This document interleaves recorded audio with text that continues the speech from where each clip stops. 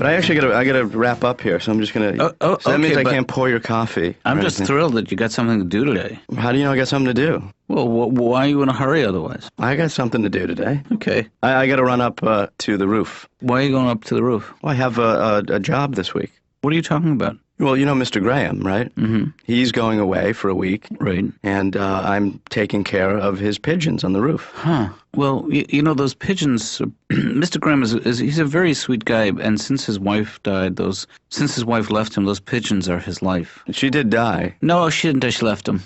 She flew the coop. But do you know anything about pigeons? Because he would be devastated if anything happened to those birds. Well, I mean, Mr. Graham gave me, you know, a basic idea of what they are. Mm-hmm. I didn't know until he told me. But they're mammals. I really think you should think twice about it because, first of all, you may not be qualified to take... How many pigeons does he have? I think there's 12. 12 pigeons. See, it's a big responsibility, Ben, that's all. They're pigeons. I mean, it's not like I'm taking over a daycare center or something. Mm-hmm. Yeah, I'm going to be getting up early every morning. Yeah. You know, like 6 a.m. I mean, it's going to be more along the lines of a farm lifestyle for me now. Mm-hmm. You know, because I got birds to feed. So, Yeah. You can help or you can get my way. I would prefer you help. Can I do a little of each?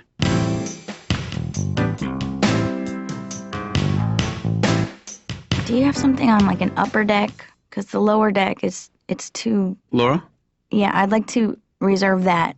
And could you overnight Laura, them? Excuse me, Laura, where's the Wyman file? Well, can you hold on a second, please? If you could just point to it. Could you point to the file? I'm trying to work out some business stuff. I'm sorry, Laura, but just point... Okay, go ahead. I'm going to have to call you back, okay? I'm so sorry. Okay, bye. What? No, I need the Wyman file, that's all. I'm sorry I interrupted you. I didn't realize that you were on an important call. Well, I'm trying to make plans for my vacation. It's hard to, to get good stuff at the last minute like this. When are you planning to go away? Probably tomorrow night. You know, my recollection is you don't really have that many vacation days coming to you. In fact, I think you're overdrawn right now. Well, then what's 5 more? I mean... You can't go. You can't... First of all, you have to give me notice. You can't... I'm not quitting. I just would have appreciated some notice next time. Well, I didn't know until now. I mean... Well, now you know that next time I appreciate notice. Where are you going? Well, we're going on a cruise in the Caribbean. Who's we? Going with my college roommate. Oh, that sounds great. Yeah. Would you send me a card from the Caribbean, Laura? I'd love that. I'll be back before you get it. Would you bring me something? All right. Thanks. What do you want? I don't know, something Caribbean, like salsa or some kind of Caribbean garb. You want Caribbean garb? Yeah. Or salsa. Okay. Salsa picante. Dr. Katz? Yeah. I've got work to do. Okay. Tell me something about your childhood. Tell me something about your parents. My dad is a third generation Irish American. Mm-hmm. Grew up in Boston. Right. I don't know if you know anything about the working class Irish of the industrial East. Well, he's not here to judge anyone, be you white and Catholic or Catholic and white. Can't we all just get along? But you still spend time with your parents now. When I was living in Los Angeles, I had my parents come out to visit me from Boston. I would always go back there, and finally I went, you know what, I'm tired of always going to see them. I'm going to have them come out and see me. Right. Mistake! Don't you wish you had that guy in your life? Uh-huh. Lived in your closet, tuxedo and a top hat. Every time you screwed up, he'd just pop out. I'll just cut my own hair. Mistake! So my parents came out, and it was me and my parents and my girlfriend and her parents. And my girlfriend's parents are about 20 years younger than my parents. Or, they're teachers. They're very intellectual. Right. But everything was great until, my father finally let go with his opinions and got a little hammered. And, well, I should have known he was drunk. He turned red. Let's see, you're Irish, you get drunk, you turn red. Yeah. Physiological signal we developed years ago in case there's a sudden insurrection against the British. We know who not to give loaded firearms to. I'm tired of the oppression. We're a charge in the palace. Seamus! Ah, you're red. Kelly! Ah, you're red too. Screw it, we do it next week. Give me a Guinness. What's up, Ben? Because I got about 2 minutes here. No, I've been reading up on pigeons, and I'll tell you something. There is a lot of beautiful history behind the bird. Okay, Ben, tell me one thing I don't know about pigeons. Did you know that in World War I, pigeons served the Allied forces? They actually had rank. There was like lieutenants, sergeants, there was even a colonel. You know, I'll tell you something. yeah. One of the most well-known military pigeons was G.I. Joe. Is that true? That is true. Because if it's not true, you're going to embarrass me with that information. First of all, blurt it out at a cocktail party. yeah, don't do that. I'll tell you, there was one pigeon Mr. Graham has, Duke. That's his name? Yeah. And that's a great bird. Is he like the ringleader, you think, of the pigeons? Well, I think he's probably the smartest, maybe the oldest. And he has some special qualities. Oh, yeah? Well, Duke is the only pigeon I can really let out that will come back. He's like a boomerang. You know, there's a pigeon on my ledge right now. Kill it.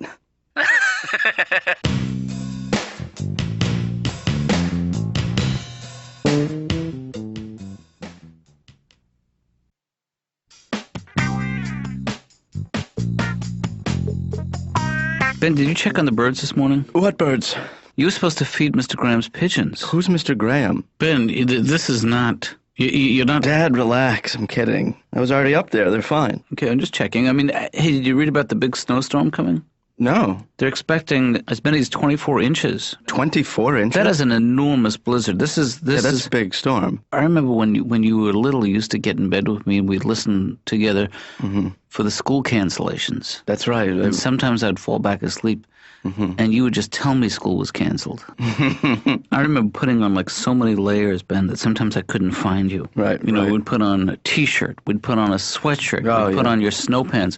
And the snow pants you'd love because you could fall over and it wouldn't hurt. Yeah, those were exciting days. Ben, this could be an exciting adventure for us. I don't know why you're so cranky about a storm. We love storms. We're storm people. I don't know how to deal if there's a huge snowstorm. What do I do with the birds? Ben, the birds will know what to do. They're not new at this being outdoors in a coop business. You think I just leave them be? Well, if it's 2 feet of snow, they will... You know, they'll do fine, Ben. What about heavy wind? They can't calculate the wind chill factor. Well, what if it sleets and then tiny pellets kill them? Yeah, Ben, you can get paranoid about it, or you can... Well, what if the electricity goes out? And what if people loot and they take the pigeons? Yeah. You know what could be a very elegant and simple solution to this problem? Kill Mr. Graham. I was going to say cardboard, but I think your solution is much better. Thank you. Why can't we kill him with cardboard just once? All right.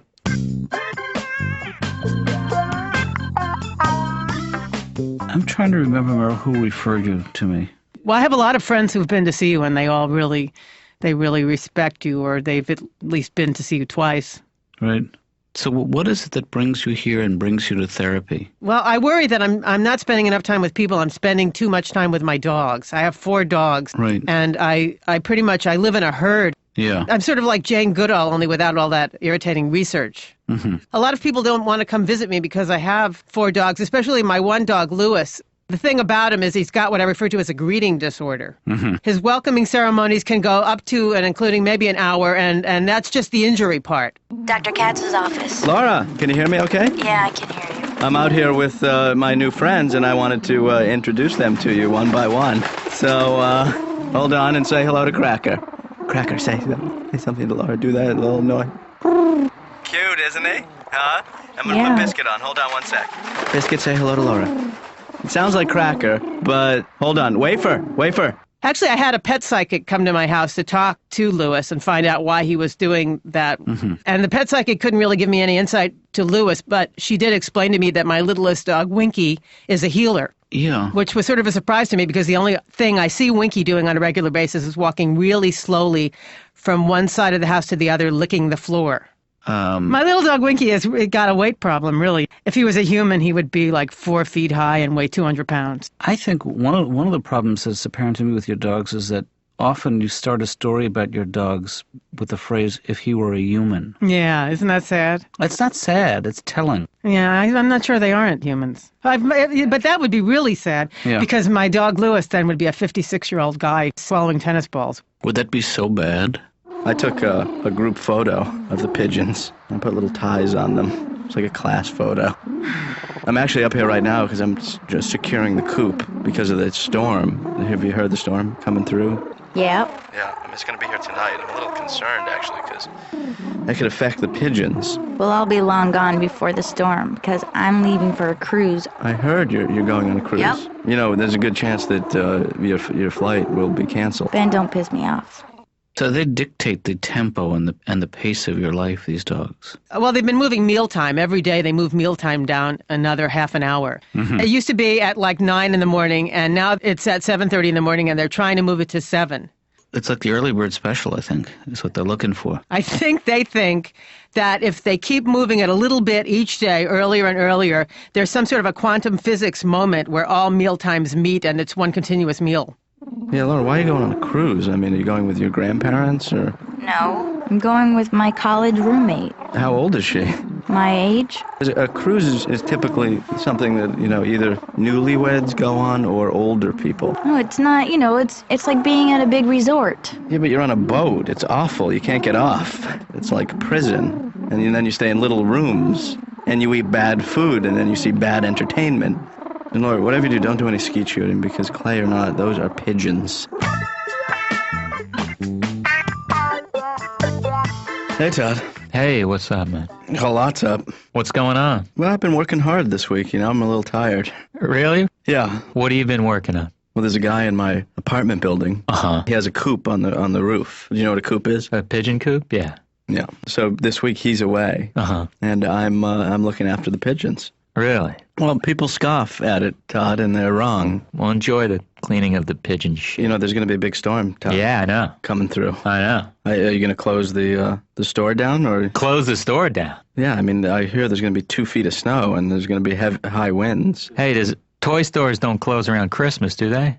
Is this a riddle? Because I'm not good at them. Snowstorm equals let's go rent a movie.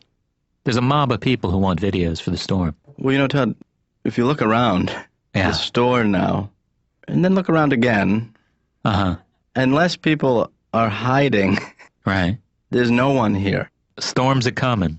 Storms are coming. Here's the other wrench in the plan.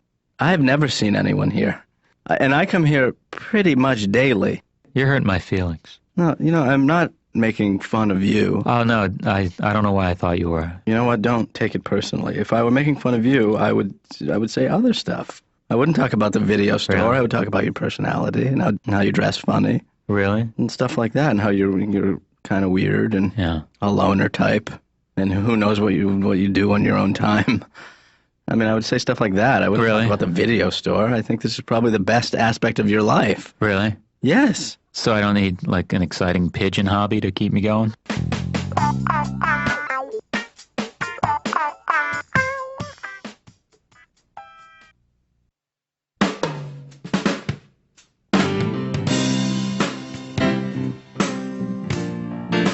One thing that I see when I travel that kills me is teenage panhandlers. Right. It infuriates me, and it makes me feel old that I get angry at that stuff. Yeah. Don't get me wrong, there are people on the street who need help, that should get help, that don't get help. But then there are these 17-year-old kids hanging out in front of the record store, got any change? Right. $500 leather jacket, $200 leather boots, got any change?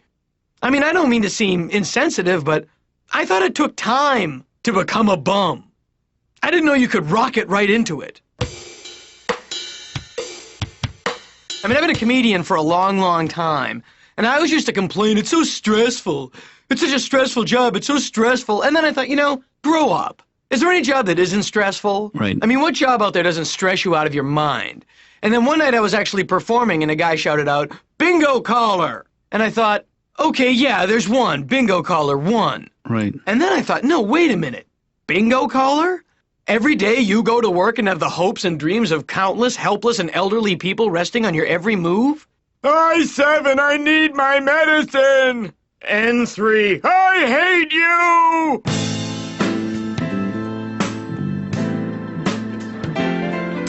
I don't think we're going to get that much snow. I don't believe them. They're always saying that, and they're always wrong. Well, you know why they say that? Because it's big business. That's so stupid. business. It's weather has become a major industry. Oh, yeah. It's pathetic. Yeah. It used to be just a guy saying it's going to be cold tomorrow or it's going to be a little bit muggy.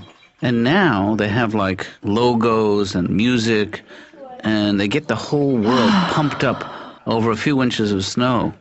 Can't wait till it snows. Me too. Well, it's already snowing. I love it. I am love it. So pumped. excited. Yeah. There is something about a storm that makes people drink more and feel there's a certain sense of desperation. Oh, it's an amazing time. Yeah. Yeah, it's very weird. I always notice a difference in here. Do people drink more during Oh storm? yeah, people are weird. It's sort of it's like a full moon. Yeah. It's liberating in a certain way, I think. What do you mean? Well, the storm is coming. Certain choices that you ordinarily make in your life are going to be made for you by nature. It permits you to do almost... Why don't we hold up a liquor store just for fun?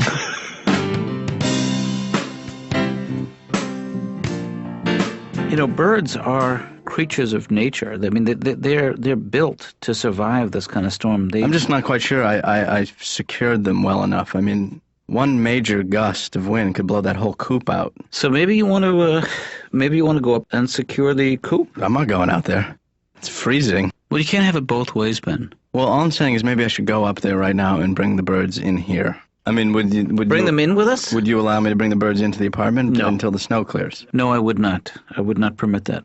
Because they carry all kinds of disease, birds. Dad, I've touched them all week and I don't have anything except these sores. Well, I'd like you to get a checkup when this whole thing blows over. Yeah, I find it hard to believe that you wouldn't take in 12 birds, especially Duke, who has I think a superior intelligence. Well, why don't we take in Duke and see how that goes? Well, we'll put them all in the den. Then we'll shut both doors and they won't get up. You know what, Ben? Try to relax, enjoy the storm, enjoy the night. Mm-hmm. In the morning, we'll go up together, we'll look at the birds, and I bet you they'll be fine. All right, well, I hope you're right, and let their frozen blood be on your conscience tomorrow if the worst happens, okay? Okay. So that's okay? It's okay with me. I will have frozen blood on my conscience. Yeah, okay, well, you let their rigid bodies and their X's for eyes, you let that be on your conscience. Okay, it's a deal. You're going to go to bed? Yes. Even though with the dead bird thing? I can sleep through dead bird. Mr. Graham's only things in his life that he cares about, you're willing to take away from that. So let Mr. Graham be on your conscience tonight, too. Good night. Good night. You going to go to bed with that? I'm going to bed with... Let Mrs. Graham, who died... No, she didn't die. She left him. No, she died. Can I just review the things I'm taking to bed on my conscience? Fine. I got some pigeon blood. Frozen pigeon blood. I got some frozen pigeons and Mr. Graham. And you have a deceased Mrs. No, Graham. she's not. She's fine, Ben. She's having the time of her life. Good night.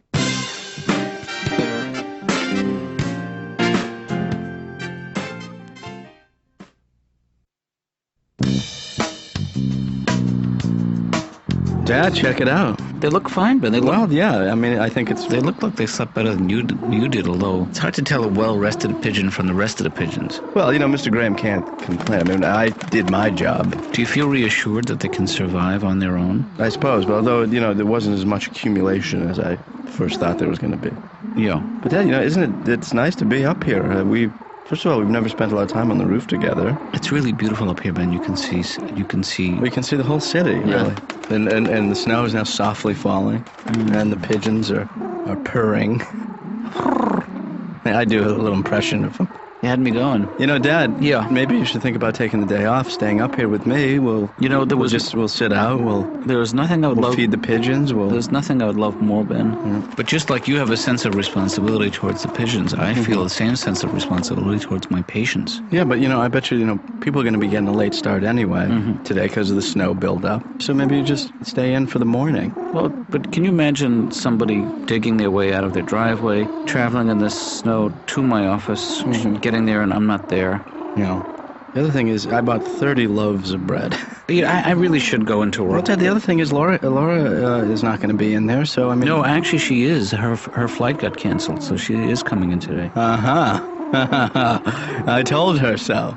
Yeah. Ben is right, a lot. Dad, if you're going to leave, I really want to show you my prize bird before you go. Okay. You see the big bird right there? That's Duke? That's Duke. It's a good-looking bird. He's a beautiful bird. Yeah. But let me show you how amazing Duke is. Okay. All right, Duke. Are you ready? And fly. And Duke will... Where is it? Duke will turn around and come back. This bird is like hones in on the coop. Duke! He's definitely flying way out there now, but yeah, I don't think... Well, Duke! Did you do anything that might have pissed him off? Well, maybe if we wave your hands, Dad. Give him a target. I think what's important is that you remember him at his peak. Duke was definitely Mr. Graham's favorite bird. That's going to be an adjustment for him. Now, this doesn't bode well. No. Duke!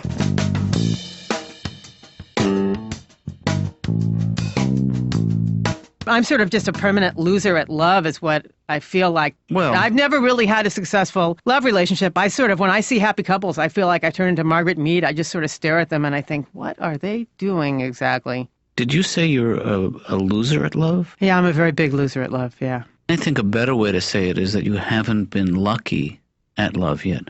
Yeah. I think it's important, Meryl, that you use language that doesn't exclude hope. Well, there's no hope for the past. Well, that's true. Right. I'm not going to nickel and dime you on this. No. I've been going out with my girlfriend for 3 years now. Mm-hmm. And now I'm getting hit on. Right. When I was single and could do something about it, nothing. Yeah. And then I guess they say it's that confidence factor. You know, if you're not looking for something, maybe that's true. Apparently, I don't even realize it. I'm walking through nightclubs like Cary Grant. Hello, darling. Good to see you. No, I don't have time for drinks, but why don't we brunch on Sunday? And what do you mean you won't look fantastic? You always look fantastic because you are fantastic. I'll see you on Sunday. But the same club, the same people, but you're single? Mm-hmm. Suddenly you're climbing through a hatch in the back like Vincent Price. I couldn't help noticing you sitting alone at the bar. Why don't you look at me when I'm speaking to you? Whoops. You know what the music means, Dana? Our time is up. Yeah, I know, but see, I actually feel worse now than I did when I came in. Are you listening anymore? Boy.